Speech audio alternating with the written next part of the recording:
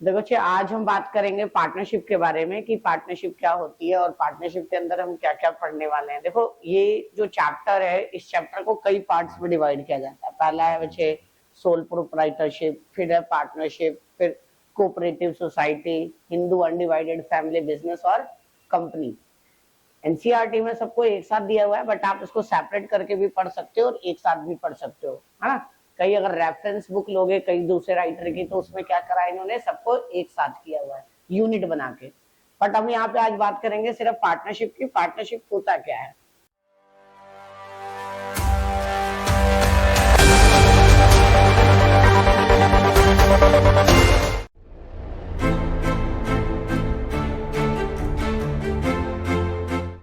सबसे पहली बात की बच्चे, पार्टनरशिप क्या है। ग्रुप है। ग्रुप है to or more than 2%। 2 or more than 2%। जब दो या दो से अधिक लोग, दो या दो से अधिक लोग अगर प्रॉफिट मोटिव के लिए एक साथ ज्वाइन करते हैं और बिजनेस करते हैं, तो उसे हम क्या कहते हैं, पार्टनरशिप। फिर से सुन लेना मेरी बात, मैंने क्या कहा।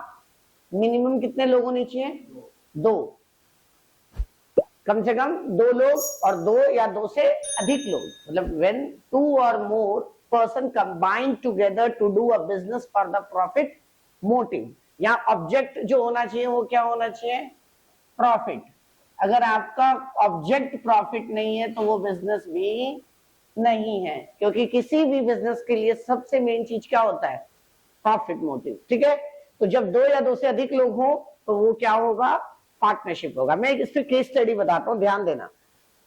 मान लो कि 3 पार्टनर है या 4 पार्टनर है, ए, बी, सी और डी। चारों ने फर्म खोला हुआ है, पार्टनरशिप फर्म खोला हुआ है, बना रखा, प्रॉपरली चल रहा है।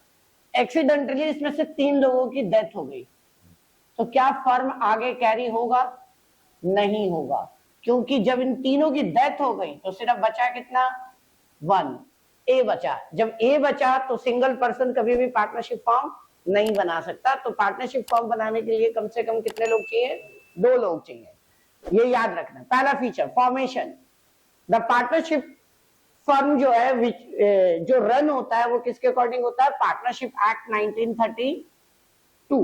मतलब पार्टनरशिप फर्म से रिलेटेड जितने भी रूल्स एंड रेगुलेशंस हैं वो कहां लिखी गई हैं, partnership Act 1932।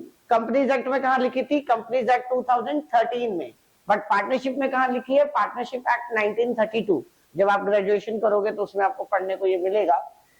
The partnership form of business organisation is govern by the Indian Partnership Act 1932। Govern का मतलब होता है रन बाय। रन का मतलब कि सारे रूल्स एंड रेगुलेशंस, अगर कहीं पे भी आपको कोई डाउट होता है, कोई कंफ्यूजन होता है, तो आप किसको देखोगे, पार्टनरशिप एक्ट 1932 के अकॉर्डिंग आपको सारा का सारा प्रॉब्लम सॉल्व करना है।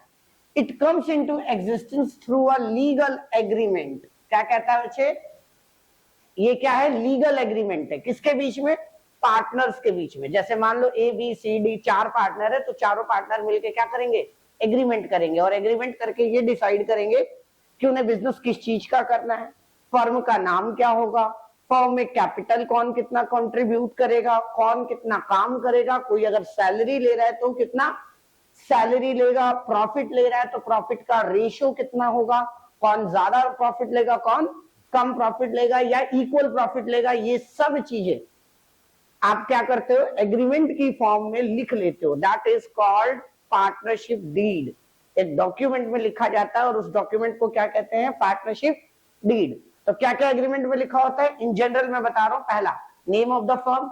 दूसरा, address of the firm. Firm मतलब ऑर्गेनाइजेशन, है ना। Name of the partner, address of the partner, capital of the firm, है ना। Profit sharing ratio, if any partner allowed to take a salary from the firm, then the amount of the salary, amount of the commission या percentage जो भी है वो क्या होगा, पूरा का पूरा एग्रीमेंट में लिखा होगा, ताकि बाद में अगर पार्टनर्स के बीच में किसी तरह की कोई लड़ाई हो, कोई दिक्कत आए, तो उस दिक्कत को सॉर्ट आउट करने के लिए वो एग्रीमेंट क्या है, आपके काम आए। फिर उसी एग्रीमेंट के अकॉर्डिंग आप क्या करोगे, अपने आप प्रॉब्लम्स को सॉर्ट आउट करोगे। तो क्लियर।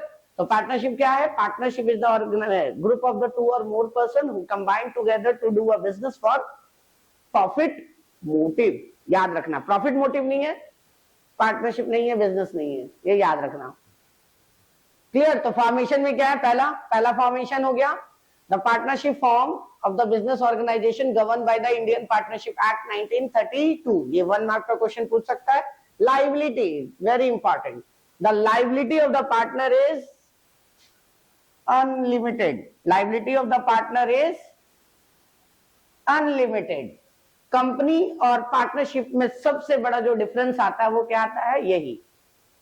कंपनी में क्या होती है कि जो लाइबिलिटी होती है वो लिमिटेड होती है और कंपनी के एसेट्स को बेचकर लाइबिलिटी चुकाई जाती है। वहां पे शेयर होल्डर की पर्सनल प्रॉपर्टी नहीं बेची जाती है। बट यहां पर मान लो ए, बी और सी 3 पार्टनर है, ए, बी और सी 3 पार्टनर है और लाइबिलिटी मान लो 1 CR की हो गई।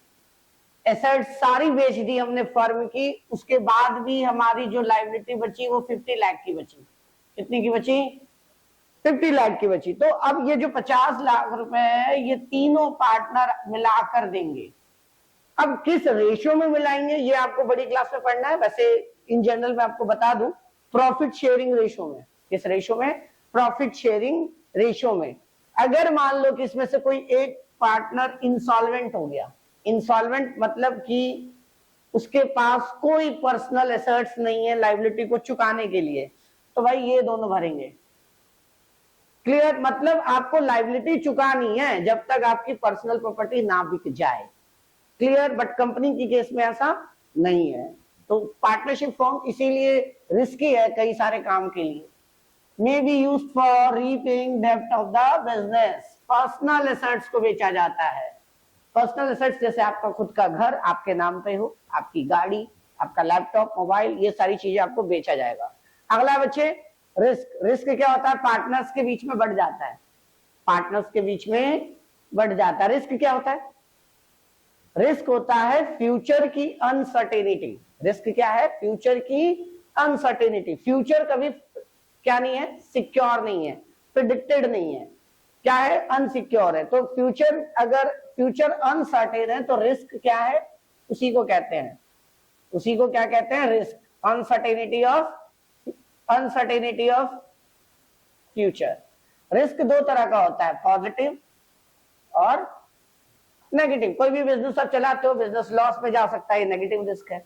बिजनेस प्रॉफिट में भी तो जा सकता है, तो ये अनसर्टेन है ना कि लॉस होगा या प्रॉफिट होगा, उसी को हम रिस्क कहते हैं। तो यहाँ रिस्क क्या हो जाता है? पार्टनर्स के बीच में बढ़ जाता है। सोल प्रोप्राइटरशिप में क्या दिक्कत होती है? सोल प्रोप्राइटरशिप में अकेला बंदा होता है जो कि पूरी ऑर्गेनाइजेशन को चलाता है। पूरी ऑर्गेनाइजेशन को चलाने वाला एक अकेला है, तो सारा का सारा रिस्क भी उसी का, प्रॉफिट भी सारा उसी का। कंपनी में बहुत सारे लोग होते हैं तो रिस्क बहुत सारे लोगों में बढ़ जाता है, बट फर्म में ज्यादा लोग नहीं होते क्योंकि एक लिमिटेशंस के बाद आपको फर्म को फिर कंपनी में कन्वर्ट करना ही पड़ता है, तो इसलिए रिस्क क्या हो जाता है? बढ़ जाता है। अगला बच्चे डिसीजन मेकिंग। क्या है? Decision making and control. Decision making क्या करते हैं? सारे पार्टनर आपस में मिलकर डिसीजन लेते हैं, है ना। All the partners take the decision jointly.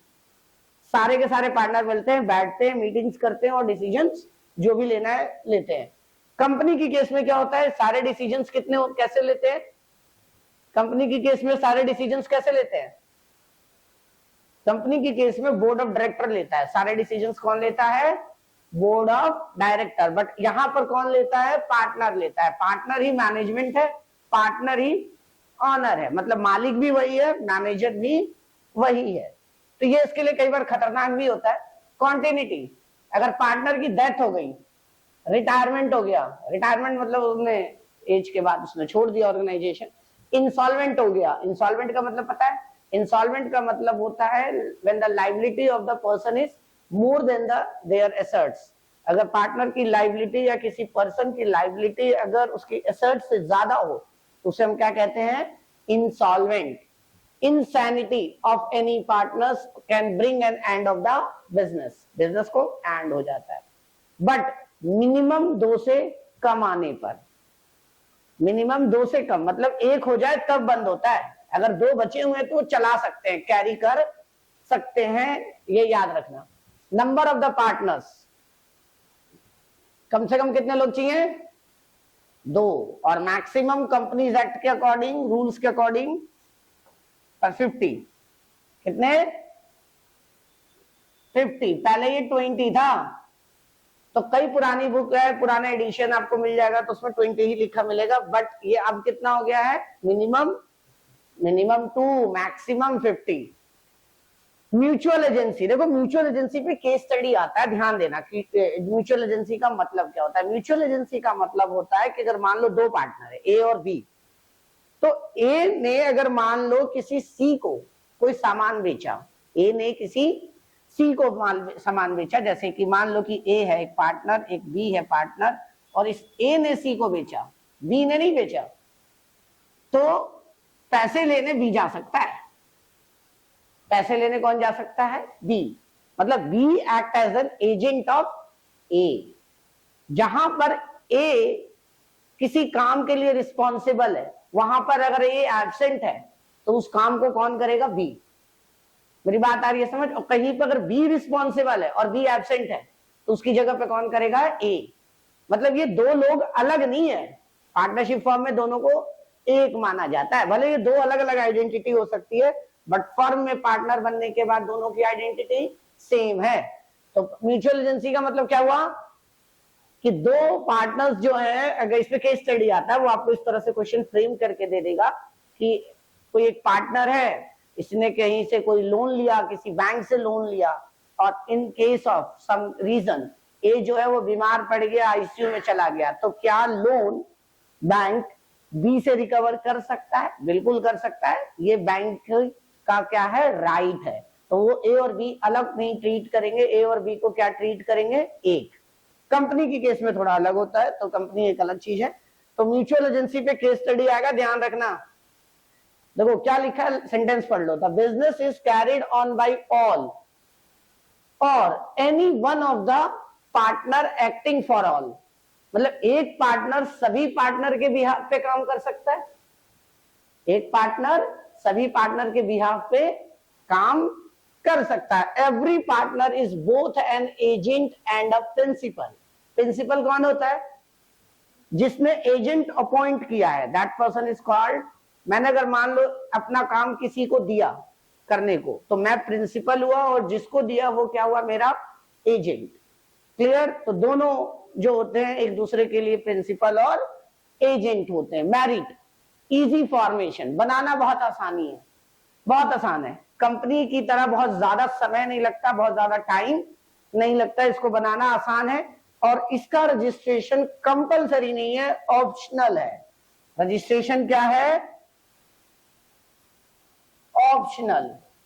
मतलब आप चाहो तो इसका रजिस्ट्रेशन करा सकते हो, चाहे तो आप रजिस्ट्रेशन नहीं करा सकते हो। सरकार ने ये कहा कि आपकी विल है, पार्टनर की विल है कि वो फर्म को रजिस्ट्रेशन कराए या ना कराए। लेकिन सरकार बहुत चालाक है, यहाँ पे सरकार कहती है कि ऑप्शन तो दे रहे हैं कि आप मत कराओ, बट ना कराने के कुछ नुकसान भी होंगे। क्या क्या नुकसान होंगे? अब ध्यान से सुनना, इसमें केस स्टडी आता है। अगर मान लो अपने फर्म को तुमने रजिस्ट्रेशन नहीं कराया, रजिस्टर्ड नहीं कराया, रजिस्टर्ड कराने के लिए बच्चे क्या होता है, एक हर डिस्ट्रिक्ट में रजिस्ट्रार ऑफ पार्टनरशिप होता है। पार्टनरशिप के लिए ऑफिस बनी होती है रजिस्ट्रेशन के लिए, वहां पे आप अप्लाई करके क्या कर सकते हो? रजिस्ट्रेशन कर सकते हो। मान लो ए और बी 2 पार्टनर है, दोनों ने फर्म बनाया, अब उन्होंने रजिस्ट्रेशन नहीं कराया, आपस में एग्रीमेंट हो गई। अब कुछ दिनों बाद उनके आपस में डिस्प्यूट शुरू हो गए। डिस्प्यूट मतलब आपस में लड़ाइयां शुरू हो गई, क्योंकि पार्टनरशिप का जो बेस होता है ना, फेथ होता है, एक दूसरे पे विश्वास। जब तक आप एक दूसरे पे विश्वास नहीं करोगे, पार्टनरशिप फर्म चलेगी नहीं ज्यादा दिन तक। क्योंकि ज्यादातर पार्टनरों को लगता है कि मेरे साथ दूसरा पार्टनर फ्रॉड कर रहा है, और दूसरे पार्टनर को लगता है कि पहला वाला फ्रॉड कर रहा है। तो ये शक जो होता है ना, धीरे धीरे पैदा होता है, क्रिएट होता है, और क्रिएट होने के बाद क्या होती है? लड़ाइयां होती है कुछ समय बाद। इसीलिए पार्टनरशिप ना बहुत लंबे समय तक नहीं चलता किसी का भी। आपने देखा बहुत एक्सेप्शनल केस ही मिलेगा जहां फर्म जो है वो बहुत लंबे समय तक चला हो। तो उस केस में तुम कहां जाओगे? कोर्ट में, कि भाई हमारा डिस्प्यूट सेटल करो।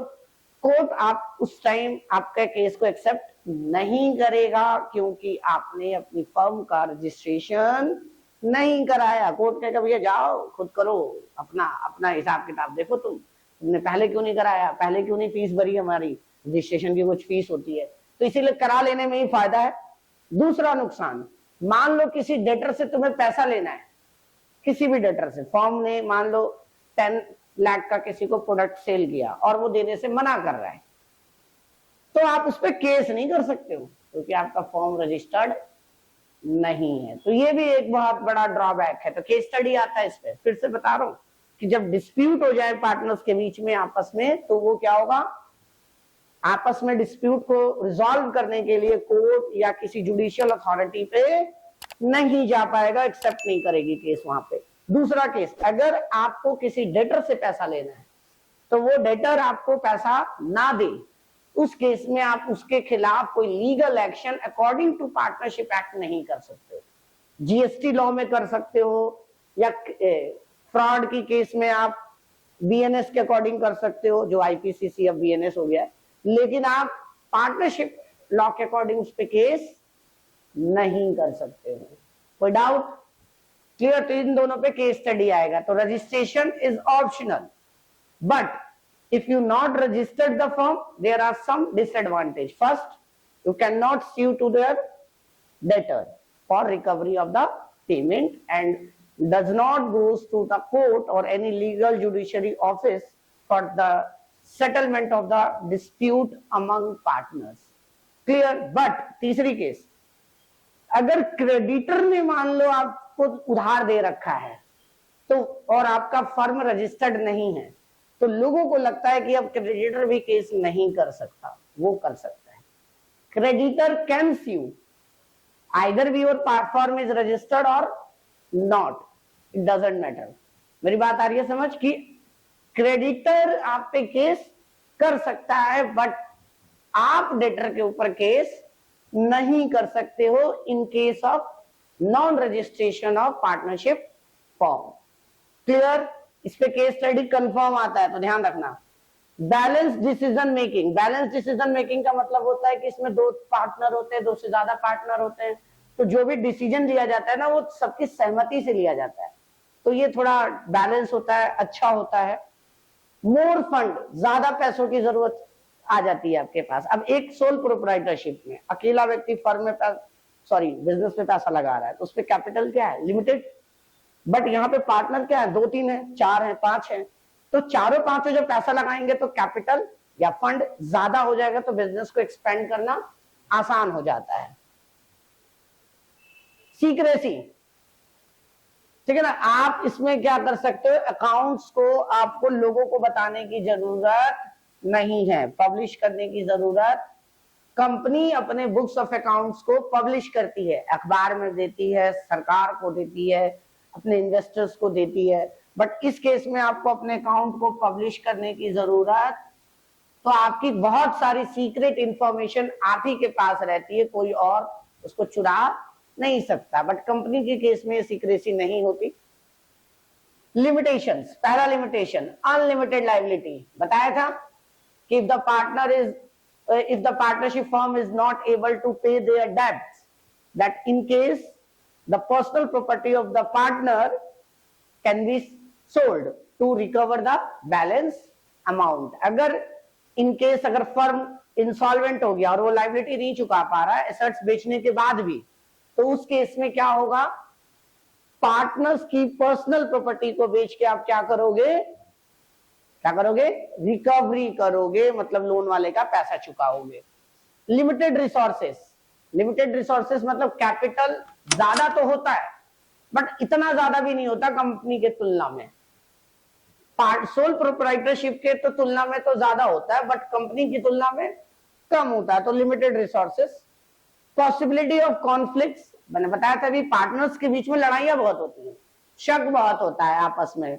कोई पार्टनर चाहता है मैं ये करना चाहता हूँ, दूसरा पार्टनर चाहता नहीं ये काम ऐसे नहीं ऐसे होना चाहिए, तो लड़ाइयां बहुत ज्यादा, कॉन्फ्लिक्ट्स बहुत ज्यादा होती हैं। Lack of continuity, lack of continuity का मतलब यहाँ पे चीजें कॉन्टिन्यूअस नहीं रहती, ऑर्गेनाइजेशन जल्दी बंद हो जाता है, लड़ाइयां होती हैं और फिर एंड में फर्म को बंद करना पड़ता है। बट कंपनी में आपने पढ़ा था परपेचुअल सक्सेशन, मेंबर्स में भी come in, may be go out, but company always goes on.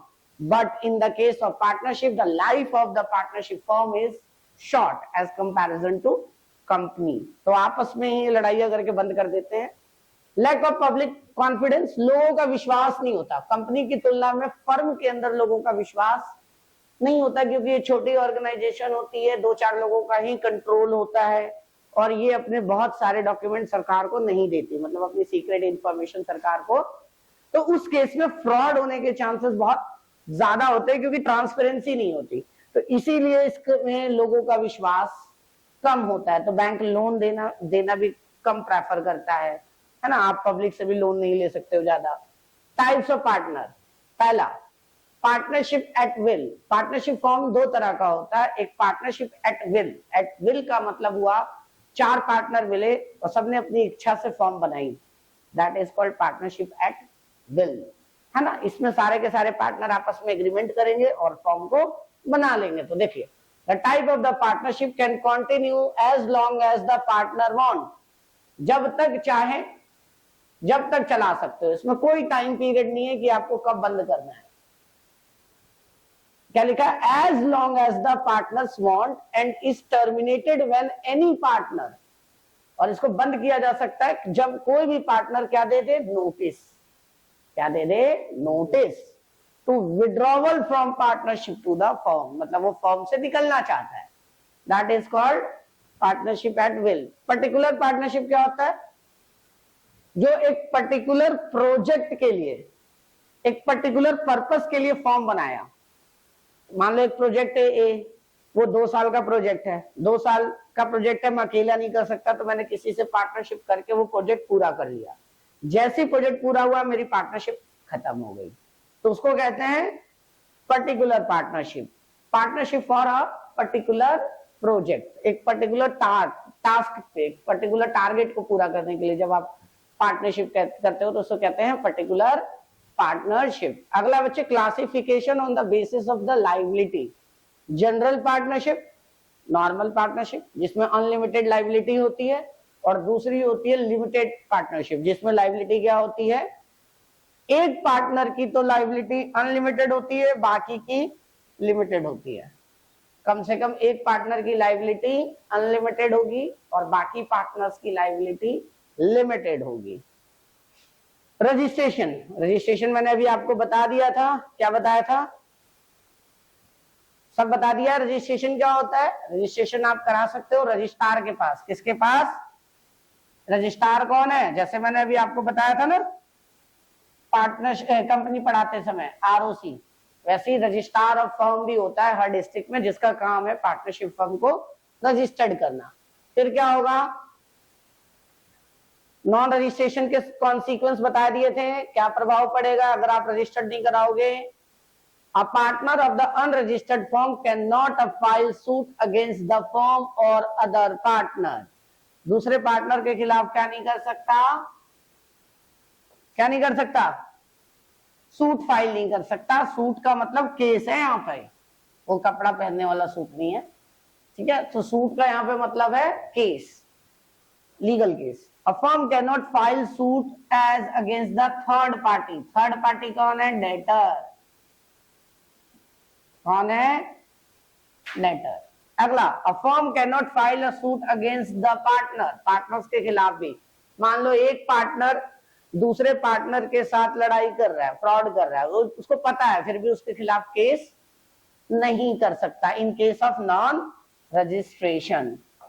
अगला देखिए, पार्टनरशिप डीड। पार्टनरशिप डीड क्या है? एक डॉक्यूमेंट है। इट इज द एग्रीमेंट और a document in which all the terms and condition of the partnership form is given और written. एक क्या है? डॉक्यूमेंट है जिसके अंदर क्या क्या लिखी होती है, मैंने आपको बताया था। पार्टनरशिप फॉर्म का नाम, capital, profit sharing ratio, clear, all are the terms and conditions given a document. That document is called partnership deed, right. अगला बच्चे, टाइप्स ऑफ पार्टनर। पहला, एक्टिव पार्टनर। एक्टिव पार्टनर जो होता है, जो डेली आता है, काम करता है। इस पे भी केस स्टडी आता है, ध्यान रखना, इस पे भी केस स्टडी आएगा। एक्टिव पार्टनर कौन होता है? Is one who contribute capital, participate in the management. भैया पैसे भी लगा रहा है और डेली आके काम कर भी रहा है, तो that is called active. Sleeping or dormant partner, पैसा लगा के सो गया, काम करने नहीं आता, पैसा लगा दिया, आराम से बैठा है घर पे, प्रॉफिट लेने आ जाएगा, प्रॉफिट लेने आ जाएगा। That is called sleeping partner or dormant partner. A partner who do not take part in the day to day activity of the business is called sleeping or dormant partner. Nominal partner, सिर्फ नाम का partner, ये सिर्फ अपना नाम देता है, ना तो ये काम करता है, ना ही ये कंट्रीब्यूट करता है कैपिटल में। Nominal partner is a partner who give their name to the partnership form. किसी एक फेमस पर्सनालिटी को तुमने जोड़ दिया नाम के लिए, तो उसके नाम पे भी कई बार बिजनेस चल जाता है, भले वो कैपिटल दे ना दे, बस उसके नाम का हमें फायदा उठाना है, बड़ा फेमस है इसलिए। Partner by estoppel, partner by estoppel का मतलब होता है कि जब कोई पार्टनर दूसरे पार्टनर को ऐसे बिहेव करे कि वो इसका पार्टनर है लेकिन वो नहीं होता। मैंने क्या कहा? मैं ऐसा बिहेव करूं कि वो मेरा पार्टनर है और थर्ड पार्टी को ये बिलीव हो जाए कि ये पार्टनर है, तो उस केस में इसको मान लिया जाएगा कि ये पार्टनर है, भले ये पार्टनर है हो या ना हो। क्लियर? तो कुछ कुछ चीजें क्लियर हो गई। डाउट? सबसे इंपॉर्टेंट जो टॉपिक है वो है आपका क्या, मैंने अभी आपको बताया था, रजिस्ट्रेशन के कॉन्सिक्वेंस। क्या क्या कॉन्सिक्वेंस थे एक बार फिर से पढ़ लेते हैं। पहला कॉन्सिक्वेंस था कि दो पार्टनर आपस में अगर नॉन रजिस्टर्ड फॉर्म के हैं तो आपस में एक दूसरे पे केस सूट फाइल नहीं कर सकते, थर्ड पार्टी के अगेंस्ट भी वो केस फाइल नहीं कर सकते। चौथा क्या था? तीसरा ये था कि फर्म के ऊपर भी केस नहीं फाइल कर सकते, लेकिन creditor can sue to the firm. Creditor can sue, creditor क्या कर सकता है? आपके ऊपर केस कर सकता है। कोई डाउट यहां तक?